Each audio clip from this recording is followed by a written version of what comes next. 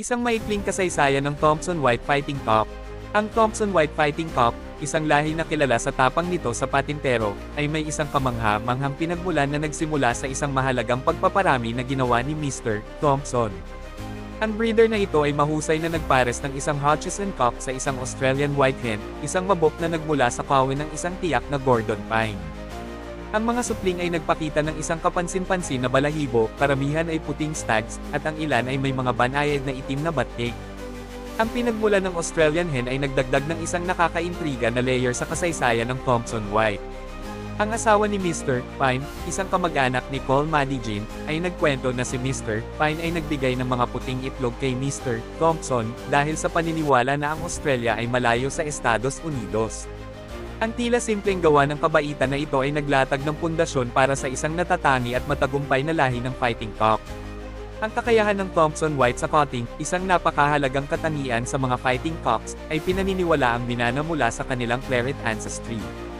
Ang Hutchison Cock, isang bahagi ng unang pagpaparami, ay nagambag ng isang malaking bahagi ng Claret bloodline sa genetic makeup ng Thompson White, kaya ipinaliwanag ang agresibong estilo ng pakikipaglaban ng lahi at ang kamangha-manghang kakayahan sa cutting. Ang orihinal na Thompson White line ay nagpakita ng mababa hanggang katamtamang station. Gayunpaman, sa pamamagitan ng mga taon ng selektibong pagpaparami ng mga individual, ang station ng lahi ay matagumpay na itinaas sa isang mas mataas na pamantayan. Ito ay nagpapakita ng epekto ng pare-pareho, nakatuon ng mga programa sa pagpaparami sa mga pisikal na katangian ng mga manok. Ang mga Thompson Whites ay nagpapakita ng mga pagkakaiba-iba ng phenotype, na lumilitaw na may parehong peak combs at straight combs.